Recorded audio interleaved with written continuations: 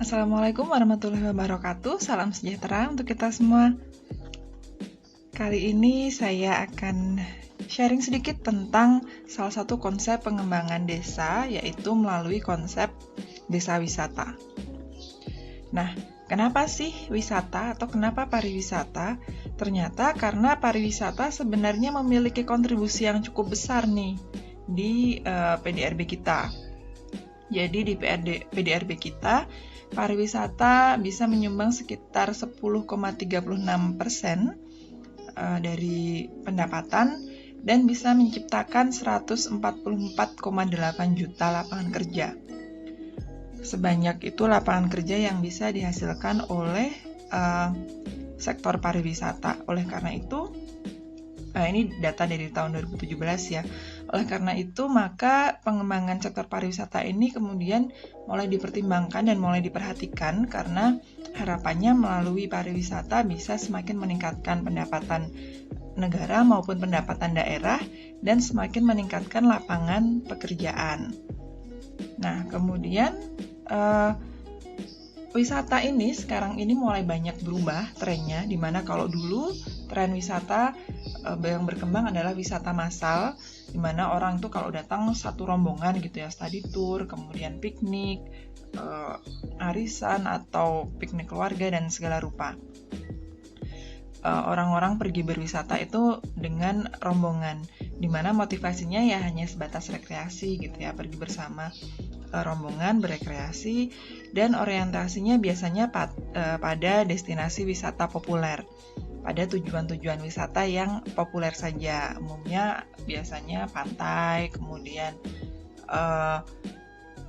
resort yang sudah populer gitu, dimana daya tariknya biasanya pantai, pasir, dan matahari. Kemudian seiring berjalan waktu, tren wisata massal ini mulai berkembang, mulai bergeser. Orang-orang sudah mulai jenuh untuk pergi beramai-ramai.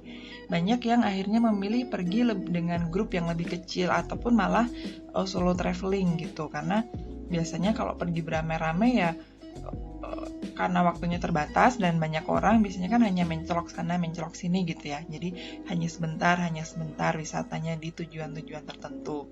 Sementara ada beberapa orang yang pengen lebih mengeksplor, pengen lebih menikmati suasana liburannya seperti itu.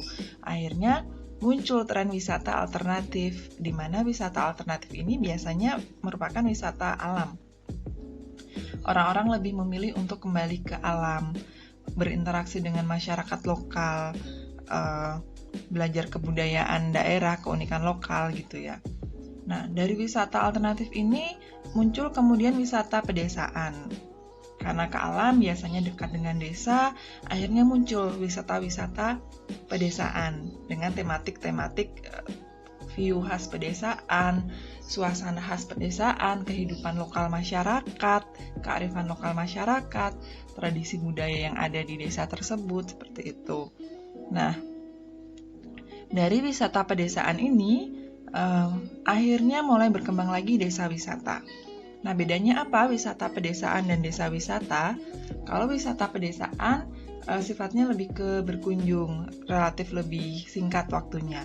Kalau desa wisata ini biasanya wisatawan bisa sampai menginap di desa wisata tersebut, melakukan aktivitas keseharian bersama masyarakat untuk merasakan bagaimana kehidupan sehari-hari masyarakat desa, budaya sehari-hari masyarakat desa gitu. Jadi masyarakat atau wisatawan ikut tinggal dan beraktivitas bersama penduduk lokal. Ini adalah perkembangan tren wisata. Apalagi sekarang ini pasca pandemi, wisata alternatif ini semakin tinggi, di mana orang-orang sudah mulai mengurangi intensitas wisata yang rombongan gitu ya, untuk faktor keamanan juga.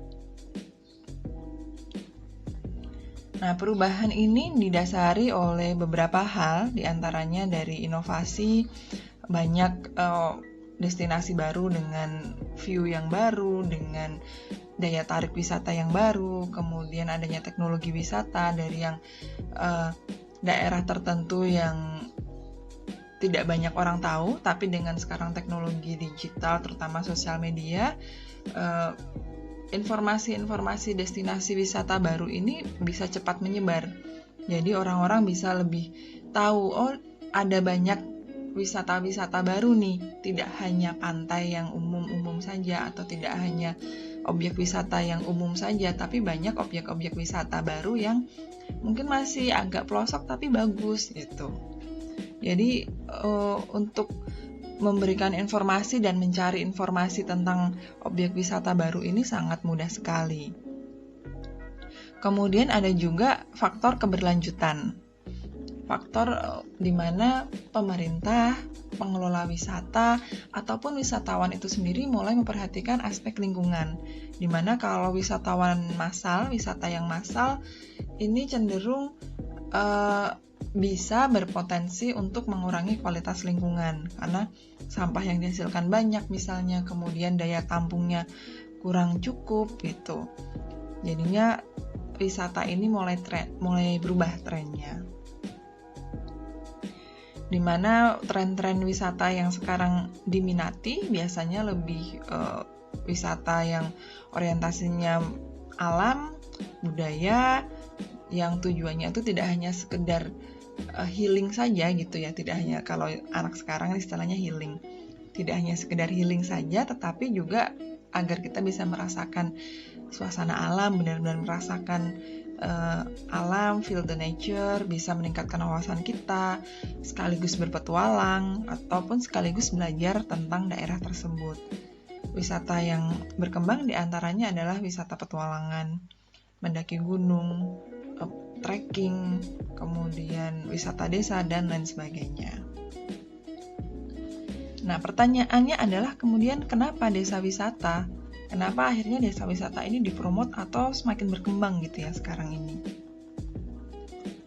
Salah satunya dikarenakan data kemiskinan di Indonesia, di mana per September 21 kemiskinan pedesaan ini mencapai 14,64 juta atau sekitar 13,10%, dan yang kemiskinan perkotaan ini 11,86 juta atau 7,6%. Jadi kalau bisa kita lihat, maka jumlah kemiskinan pedesaan atau persentasenya jauh lebih tinggi dibanding perkotaan. Oleh karena itu, perlu upaya-upaya untuk bisa mengentaskan kemiskinan di desa. Salah satunya dengan pendekatan desa wisata ini. Tentunya pendekatannya banyak, salah satunya adalah desa wisata ini.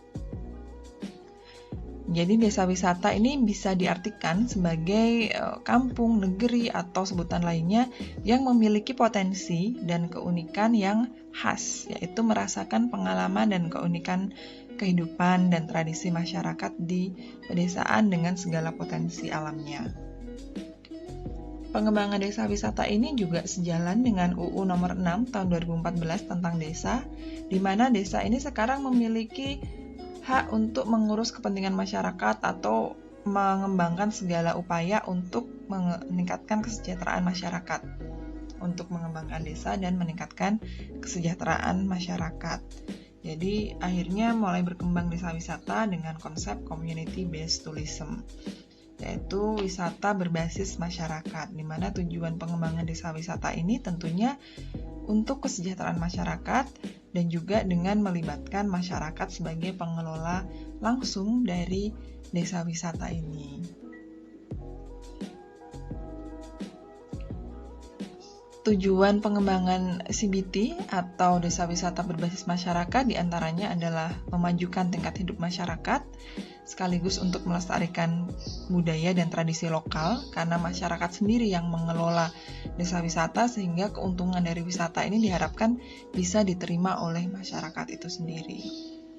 Kemudian yang kedua adalah meningkatkan tingkat pendapatan secara ekonomi, karena keuntungan bisa diperoleh langsung oleh masyarakat, bukan dari swasta, yang biasanya kalau di tempat wisata itu kan kepemilikannya swasta, jadi keuntungan utama diperoleh dari pemilik wisata tersebut. Sedangkan kalau desa wisata, pengelolaannya oleh masyarakat, sehingga keuntungan bisa dirasakan oleh masyarakat setempat. Kemudian yang ketiga tujuannya adalah untuk mengembangkan semangat kompetisi dan kooperatif, di mana dengan pengembangan desa wisata ini harapannya masyarakat desa makin berkembang ide-idenya untuk pengembangan desanya melalui konsep desa wisata. Kemudian yang keempat adalah orientasi pada pengembangan UKM yang skala kecil dan menengah, di mana harapannya bisa menyerap tenaga kerja yang tenaga kerjanya itu ya masyarakat setempat gitu. Nah, UKM ini bisa berupa UKM souvenir, kemudian kerajinan, makanan dan minuman, ataupun UKM lainnya. Dan yang terakhir adalah memanfaatkan pariwisata seoptimal mungkin sebagai agen penyumbang tradisi budaya. Nah, di tahun 2018 sendiri desa wisata sangat banyak berkembang di Indonesia, di mana ini ada desa wisata yang berkembang atas inisiatif sendiri dan ada yang berkembang atas inisiatif dari pemerintah. Di tahun 2018 terdapat lebih dari 7.000 desa wisata yang tersebar di seluruh penjuru Nusantara. Di Sumatera ada cukup banyak, di Jawa juga ada, Kalimantan, Sulawesi, Maluku, hingga ke Papua. Nah, kemudian bagaimana kita bisa mengembangkan desa wisata?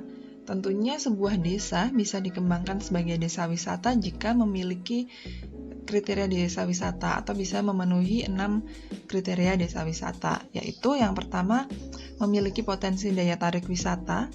Daya tarik ini bisa daya tarik alam, budaya maupun buatan. Kemudian adanya komunitas masyarakat yang mau untuk menjadi pengelola desa wisata. Kemudian yang ketiga ada potensi SDM lokal untuk pengembangan wisata. Jadi karena pengelolaannya dari masyarakat, kemudian yang jual souvenir itu masyarakat, yang jual makanan masyarakat setempat, maka sumber daya manusia ini juga penting untuk dimiliki. Kalaupun sekarang belum mampu gitu masyarakatnya, nggak masalah. Yang penting masyarakatnya mau untuk belajar dan mau untuk bareng-bareng ayo kita mengembangkan desa kita menjadi desa wisata. Kemudian ada kelembagaan dari pengelolaannya, biasanya dari Pok Darwis atau dari BUMDes. Kemudian ada peluang dan dukungan infrastruktur untuk mendukung pengembangan wisata, baik itu jalan, kemudian misalnya ada homestay, ada fasilitas MCK-nya, resto atau rumah makan, atau warung gitu ya. Kalau skalanya desa mungkin warung tidak terlalu besar, tapi ada fasilitas-fasilitas tersebut.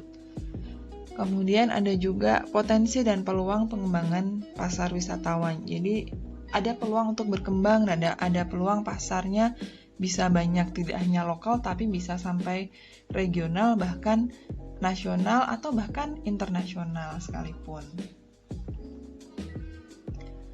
Ini contoh beberapa daya tarik wisata.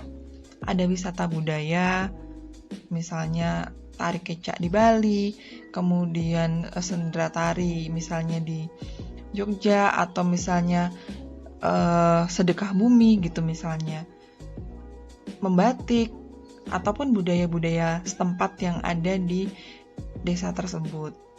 Atau di Dieng itu ada budaya ini yang potong gimbal gitu ya, itu kan juga budaya yang bisa menjadi daya tarik wisata.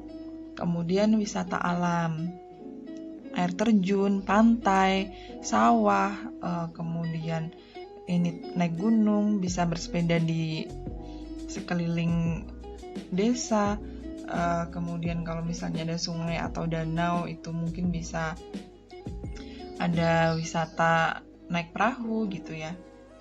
Ataupun wisata buatan, ini man-made, wisata yang daya tariknya memang diciptakan sendiri oleh pengelola wisata. Misalnya ini flying fox, kemudian menanam padi bersama-sama dengan petani gitu, panen bersama dengan petani, atau kegiatan wisata budaya, wisata buatan lainnya. Ini contoh berbagai kegiatan wisata yang bisa dilakukan di desa wisata, mulai dari nih wisatawan ikut belajar kuda lumping gitu misalnya, ini juga buatan, ada wisata alam yang buatan, kemudian view dari atas, camping, kemudian di dalam camping ground itu ada kegiatan lainnya, kegiatan kesenian, bercocok tanam bersama petani, membuat jenang atau dodol bersama masyarakat setempat, dan berbagai aktivitas lainnya yang bisa kita buat sendiri sebenarnya sesuai dengan potensi yang ada dimiliki di desa tersebut. Ini study tour, memberi makan hewan. Ini sekarang lumayan populer, apalagi jika pasarnya adalah anak-anak kota, di mana anak-anak kota ini sekarang udah jarang sekali yang bisa melihat sapi gitu secara langsung, bisa melihat kambing gitu secara langsung.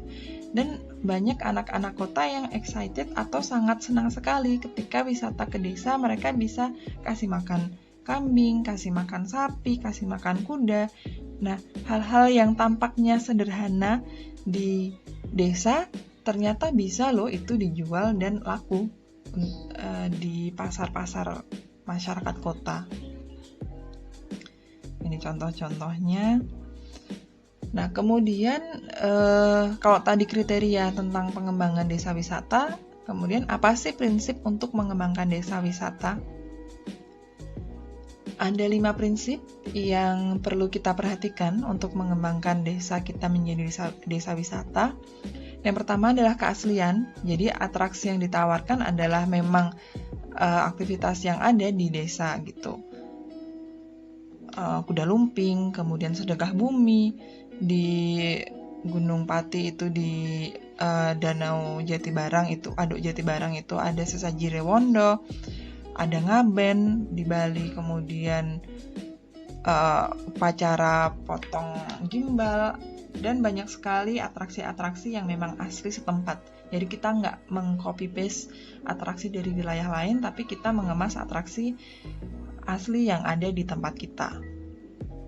Kemudian tradisi itu merupakan tradisi yang memang dilakukan oleh masyarakat setempat dan menjadi tradisi yang sehari-hari dilakukan. Jadi memang objeknya adalah masyarakat setempat. Kemudian masyarakat terlibat secara aktif dalam aktivitas wisata. Bisa sebagai pengelola objek wisatanya, bisa sebagai penjual souvenirnya, bisa sebagai yang jualan di warung makannya, sebagai pengelola homestay, sebagai tour guide, dan berbagai macam lapangan pekerjaan lain. Tapi intinya masyarakat bisa terlibat aktif. Biasanya banyak desa wisata yang akhirnya memberi peraturan atau membuat kesepakatan bersama di mana yang boleh bekerja di sektor wisata di desa wisata tersebut diutamakan adalah masyarakat desa setempat. Jadi kalau dari luar itu enggak, karena memang tujuannya untuk menciptakan kesejahteraan di desanya. Kemudian yang prinsip keempat adalah sikap dan nilai. Artinya ketika kita mengembangkan desa wisata, maka nilai-nilai yang dianut di masyarakat, tradisi yang dianut di masyarakat, norma yang dianut di masyarakat harus tetap dijaga. Bukan berarti kemudian kita bikin wisata, akhirnya kita menormalisasi misalnya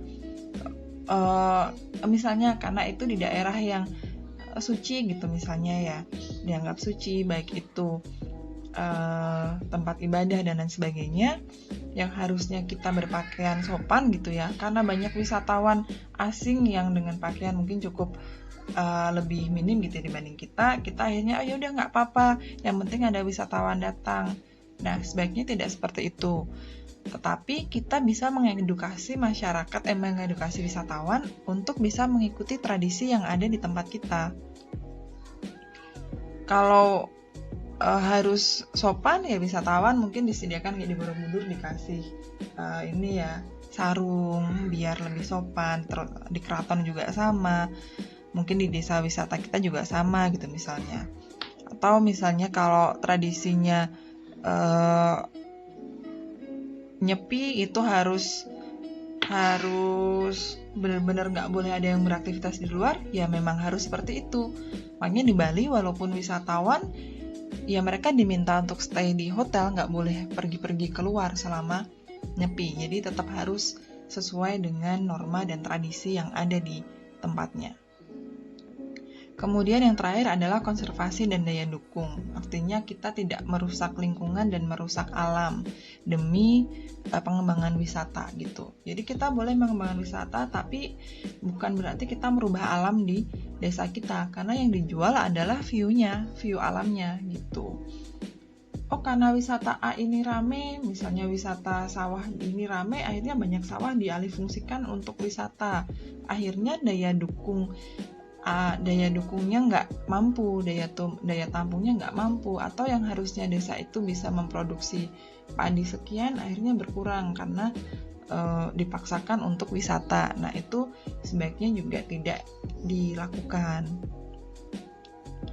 Karena dalam pengembangan desa wisata, prinsip pelestarian lingkungan ini juga tetap harus kita jaga. Ya, ini konsep pengembangan desa wisata yang dikembangkan oleh Kemenparekraf. Jadi desa wisata di Indonesia ini ada 3 daya tarik: budaya, alam, dan kreatif. Kreatif ini yang buatan ini, di mana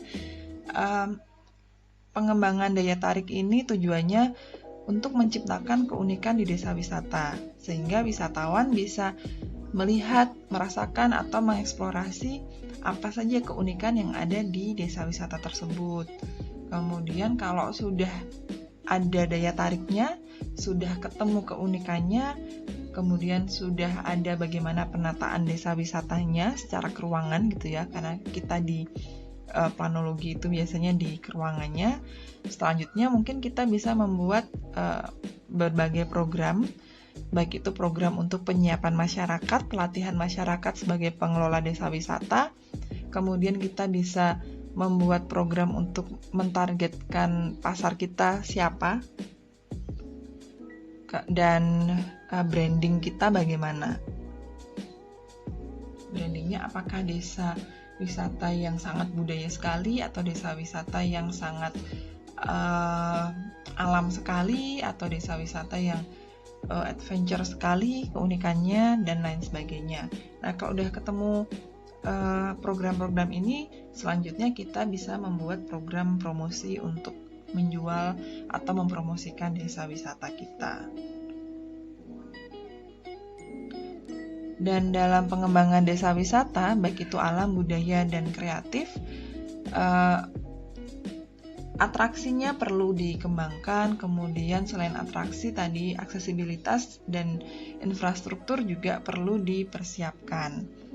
Bagaimana kita bisa mengakses desa wisata kita, apakah dengan kendaraan pribadi bisa, atau perlu dengan transportasi khusus, atau seperti apa yang lainnya. Kemudian amenitasnya, fasilitasnya, prasarana umum, fasilitas wisatanya itu sendiri. Dan yang terakhir, jika desa wisata tersebut sudah makin berkembang gitu ya, sudah makin maju, sudah bukan lagi desa wisata rintisan, maka perlu ada sertifikasi usaha pariwisata. Nah, kemudian siapa saja yang bisa berperan untuk mengembangkan desa wisata? Tentunya masyarakat itu sendiri, karena pelaku utama desa wisata tentunya adalah masyarakat sendiri, di mana masyarakat ini bisa diwadahi atau lembaganya bisa diwadahi melalui BUMDes atau melalui Pokdarwis. Kemudian pemerintah juga bisa berperan untuk mendukung pengembangan desa wisata melalui misalnya bantuan pendanaan, bantuan pelatihan untuk masyarakat, bantuan promosi, dan lain sebagainya. Dan yang terakhir adalah industri. Industri ini bisa industri pariwisata itu sendiri, jasa travel wisata untuk membantu mempromosikan kita, ataupun investor begitu ya, atau dari banyak industri lainnya. Atau bisa juga dari CSR perusahaan. Jadi banyak sekali sekarang perusahaan yang memberikan CSR untuk pengembangan desa wisata, membantu memberikan bantuan dana, bantuan pelatihan untuk mengembangkan desa menjadi desa wisata. Nah, tadi kalaupun industri ini adalah investor, yang perlu menjadi catatan dalam desa wisata adalah jumlah investasinya tidak terlalu besar atau perjanjian investasinya tentunya tidak merugikan masyarakat. Artinya masyarakat harus menjadi shareholder paling besar atau masyarakat menjadi pemilik saham paling besar gitu istilahnya. Jadi bukan lagi seperti tempat-tempat wisata yang populer di mana biasanya dimiliki oleh satu perusahaan besar dan masyarakat itu hanya berperan sebagai tenaga kerja yang pendapatannya ya berdasarkan gaji. Kalau di desa wisata, masyarakat itu menjadi pengelola langsung. Jadi sebisa mungkin pendapatan itu lebih banyak diterima oleh masyarakat. Jadi masyarakat pendapatannya bukan hanya dari gaji karena mereka pekerja dari perusahaan swasta. Nah, karena desa wisata juga tadi ada ada 5 prinsip ya pengembangan desa wisata, maka ini juga sejalan dengan prinsip pembangunan pariwisata berkelanjutan, di mana pariwisata berkelanjutan ini ada 4 prinsip. Yang pertama adalah prinsip ekonomi, yang kedua prinsip lingkungan, yang ketiga prinsip sosial masyarakat, dan yang terakhir prinsip teknologi. Jadi prinsip ekonomi itu artinya dalam mengembangkan wisata harus layak secara ekonomi, harus dipenuhi sebelum memutuskan desa tersebut dikembangkan sebagai desa wisata. Kemudian yang kedua adalah layak secara lingkungan. Jadi segala bentuk pembangunan dan pengembangan desa ini harus memperhatikan kondisi alam dan lingkungan dan perubahan yang mungkin terjadi ke depannya. Jangan sampai pengembangan desa wisata malah merusak lingkungan. Kemudian yang ketiga adalah prinsip sosial budaya. Jadi harus diterima masyarakat karena masyarakat sendiri yang akan mengelola desa wisata tersebut, dan harus melestarikan budaya dan tradisi lokal yang ada di masyarakat. Dan yang terakhir adalah prinsip teknologi. Jadi bisa memberikan fokus dengan penggunaan teknologi tepat guna agar bisa memperoleh keuntungan wisata yang lebih sustain atau lebih jangka panjang. Sasarannya sendiri ada 3, yaitu masyarakat, lingkungan, dan wisatawan, di mana masyarakat itu tadi aspek sosial ekonomi harus ada integrasi dengan masyarakat setuju dan dilibatkan dalam pengembangan desa, ada pelestarian adat istiadat, kemudian bisa menumbuhkan kesempatan kerja untuk masyarakat, dan bahkan bisa mewujudkan masyarakat yang mandiri secara ekonomi. Sasaran lingkungan yaitu untuk mewujudkan pelestarian alam dan budaya dan memperhatikan daya dukung dan daya tampung kawasan wisata. Jadi biasanya dalam desa wisata kapasitas wisatawan ini dibatasi. Beda dengan wisata populer. Boleh sebanyak-banyaknya wisatawan gitu ya. Kalau desa wisata biasanya maksimal bisa menampung tamu sekian, selebihnya nggak bisa lagi gitu. Kemudian sasaran yang ketiga adalah wisatawan. Jadi wisatawan juga menjadi sasaran dalam pariwisata berkelanjutan. Artinya apa? Artinya wisatawan itu tidak hanya datang bersenang-senang saja, habis itu pulang, tapi mereka meninggalkan sampah, mereka merusak lingkungan. Nah, dengan pariwisata berkelanjutan, wisatawan juga diharapkan bisa memiliki kepekaan terhadap lingkungan, terhadap budaya yang ada gitu, sehingga wisatawan juga tidak berkontribusi terhadap perusakan lingkungan atau penumpukan sampah yang ada di suatu kawasan wisata. Nah, selanjutnya tadi sudah ada prinsip desa wisata, sudah ada kriteria desa wisata. Selanjutnya bagaimana kita bisa mengembangkan desa wisata kita gitu.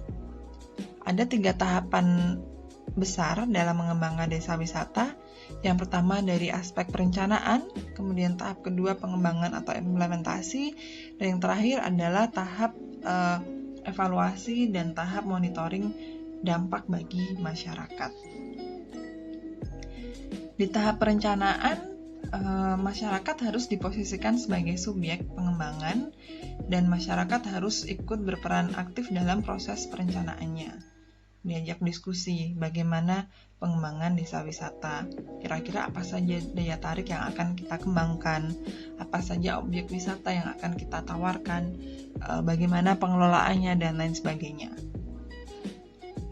Kemudian di tahap kedua, di pengembangan dan implementasi, masih sama, masyarakat harus aktif dalam pelaksanaan dan pengembangan program. Jadi yang mengelola desa wisata, yang bekerja di sektor wisata harus masyarakat setempat. Dan yang terakhir, dampak bagi masyarakat itu merupakan evaluasi dan monitoring sejauh mana masyarakat menerima nilai manfaat dari keberadaan wisata di tempatnya, baik itu manfaat ekonomi maupun manfaat sosial budaya, baik itu manfaat secara individu maupun secara kolektif.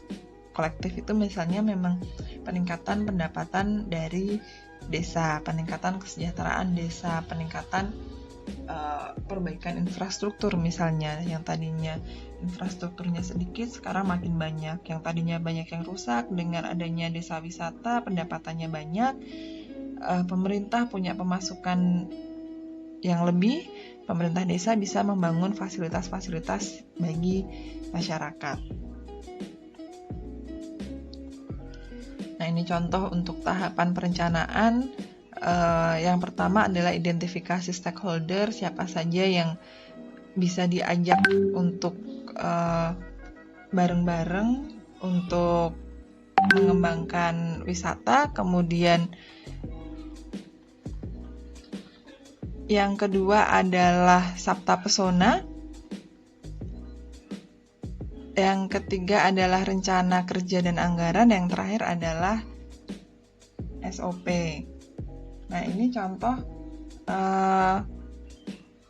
di tahap perencanaan biasanya akan banyak sekali diskusi-diskusi mengundang masyarakat untuk mensosialisasikan rencana kerja, untuk untuk sosialisasi rencana kerja, untuk mendapatkan insight dari masyarakat, sejauh mana masyarakat mau, terus kemudian ide-ide dari masyarakat itu apa saja gitu. Nah, biasanya ini adalah proses-proses perencanaan partisipatif yang teman-teman planologi, teman-teman PWK ini lumayan banyak aktif nih di aspek perencanaannya. Kemudian tahap pengembangan dan implementasi, ada pelaksanaan, pemantauan, evaluasi, dan yang terakhir adalah dampak tadi. Kita perlu mengevaluasi dampak yang dihasilkan dari pengembangan desa wisata, baik itu dampak lingkungan, misalnya tadi perbaikan infrastruktur, pemanfaatan sumber daya alam secara berkelanjutan, kemudian dampak sosial, peningkatan wawasan masyarakat, peningkatan pengetahuan masyarakat, partisipasi masyarakat gitu ya. Kemudian dampak ekonomi, keuntungan dari pengembangan wisata secara ekonomi, dampak dari masyarakat itu sendiri, misalnya peningkatan kualitas hidup dan lain sebagainya, serta dampak-dampak di luar itu. Jadi mungkin tadi pertanyaan di awal, kenapa desa wisata perlu kita dorong? Karena dengan pengembangan desa wisata ini bisa mengurangi urbanisasi masyarakat dari desa ke kota. Karena tingkat urbanisasi kan makin tinggi gitu ya. Banyak pemuda-pemuda desa yang enggan untuk kembali ke desa lagi. Mereka lebih memilih untuk pergi ke kota gitu. Nah, dengan adanya desa wisata, selain ada dampak-dampak itu tadi, bisa juga mengurangi urbanisasi dan bisa menjadi upaya untuk melestarikan dan memberdayakan potensi budaya lokal dan nilai-nilai kearifan lokal yang ada di masyarakat, sekaligus juga untuk mempromosikan dan melestarikan sumber daya alam yang ada di desa tersebut. Oke, itu sedikit tentang desa wisata. Mungkin next kita akan cerita berbagai contoh desa wisata di Indonesia. Ada banyak sekali desa wisata yang lumayan populer, itu ada desa wisata Ngelanggeran, ada Dieng, kemudian Candi Rejo. Banyak sekali desa-desa wisata yang menarik yang mungkin akan bisa kita kulik lagi di next sesi. Demikian, terima kasih. Wassalamualaikum warahmatullahi wabarakatuh.